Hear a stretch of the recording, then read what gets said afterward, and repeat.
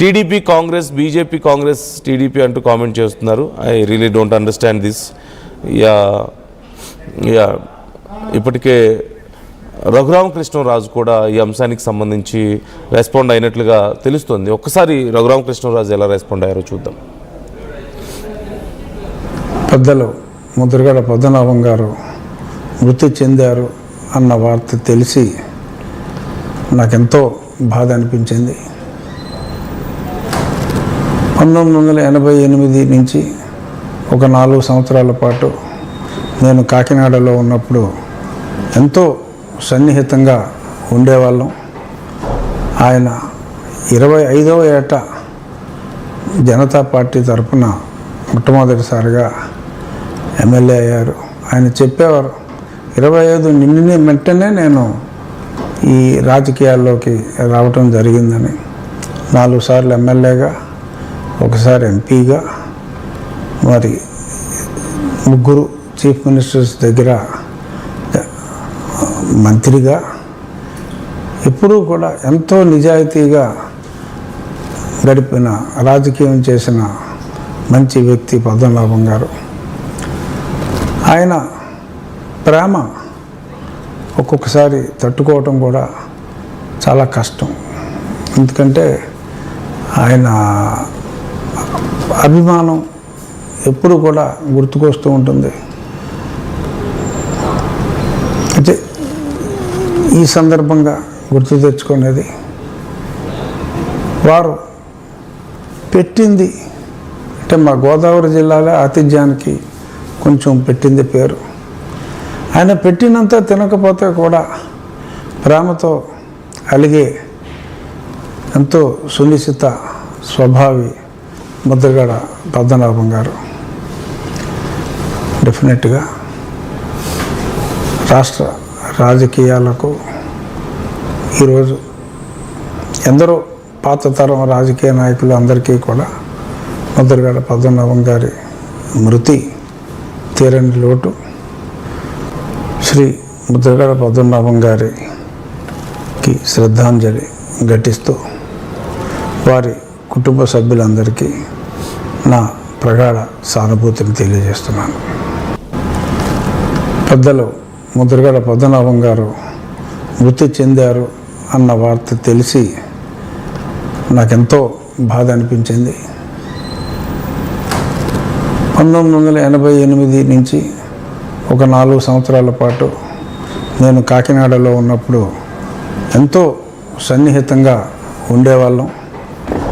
ఆయన 25వ ఏట జనతా పార్టీ తరఫున మొట్టమొదటిసారిగా ఎమ్మెల్యే అయ్యారు. ఆయన చెప్పేవారు, 25 నిండిన వెంటనే నేను ఈ రాజకీయాల్లోకి రావటం జరిగిందని. 4 సార్లు ఎమ్మెల్యేగా, ఒకసారి ఎంపీగా, మరి 3 చీఫ్ మినిస్టర్స్ దగ్గర మంత్రిగా, ఎప్పుడూ కూడా ఎంతో నిజాయితీగా గడిపిన, రాజకీయం చేసిన మంచి వ్యక్తి పద్మనాభం గారు. ఆయన ప్రేమ ఒక్కొక్కసారి తట్టుకోవటం కూడా చాలా కష్టం. ఎందుకంటే ఆయన అభిమానం ఎప్పుడు కూడా గుర్తుకొస్తూ ఉంటుంది. అయితే ఈ సందర్భంగా గుర్తు తెచ్చుకునేది, సో మనం చూస్తున్నాం ఇప్పటికే రఘురామకృష్ణరాజు కూడా ముద్రగడ మృతి పట్ల తన సంతాపాన్ని తెలియజేస్తున్నారు. అలాగే అంబటి రాంబాబు ఒక ట్వీట్ చేశారు. మరికొంతమంది ప్రముఖులు కూడా చాలామంది ఈ అంశానికి సంబంధించి రెస్పాండ్ అవుతున్నారు.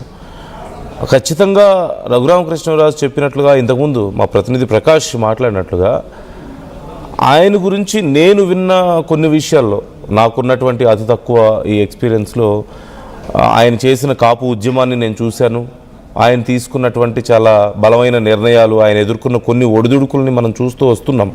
కాపు సామాజిక వర్గంలోని కొంతమంది పెద్దల నుంచే ఆయన ఎదుర్కొన్నటువంటి కొంత వ్యతిరేకత కానీ, లేదంటే చివరి రోజుల్లో ఆయన తీసుకున్నటువంటి నిర్ణయాలు కానీ, ఇవన్నీ కూడా వింటూ వస్తున్నాం. ముఖ్యంగా రఘురామకృష్ణరాజు చెప్పినట్లుగా, ప్రకాష్ మాట్లాడినట్లుగా, ఆయన ఇంటికి వెళ్తే ఎవరు వెళ్ళినా సరే మిత్రుల, శత్రువుల, ఎవరైనా సరే చిన్నవాళ్ళ పెద్దవాళ్ళ అనే డిఫరెన్స్ ఉండేది కాదు. చాలా చిన్న స్థాయి వ్యక్తులు వెళ్ళినా సరే ఆయనే స్వయంగా వడ్డించేవారు. బ్రేక్ఫాస్ట్ అయినా, లంచ్ అయినా, డిన్నర్ అయినా కనీసం కొన్ని 10 రకాల ఐటమ్స్ ఆ టేబుల్ మీద ఉంటాయని ఆయనే దగ్గరుండి వడ్డిస్తారని చెప్పేసి, ఒకవేళ తినకపోతేనో సరిగా నిజంగానే ఆయన ఫీల్ అవుతారని ఫుడ్ వదిలేయకుండా తినాలని చెప్పి మేము తినలేం బాబోయ్ మమ్మల్ని వదిలేయండి అని చెప్పినా సరే కుదరదని చెప్పేసి మాట్లాడుతూ ఆయన వడ్డిస్తూ అలా తన ప్రేమను చూపిస్తారని, తన అంటే అతిథికి ఇచ్చేటువంటి మర్యాద విషయంలో ఆయన ఎక్కడా కాంప్రమైజ్ అవ్వరని చాలా సందర్భాల్లో వింటూ వస్తున్నాం.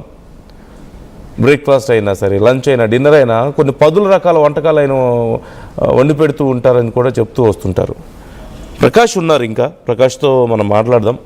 ప్రకాష్, ఇప్పుడు మరి హాస్పిటల్ వద్దకు ఎవరెవరు వెళ్తున్నారు? ఆయన అక్కడ ఏ హాస్పిటల్లో ఉన్నారు? అక్కడికి ప్రముఖులు ఎవరైనా వెళ్తున్నారా? మరి తదనంతర కార్యక్రమాలకు సంబంధించి ఏమైనా అప్డేట్స్ తెలుస్తున్నాయా మనకి?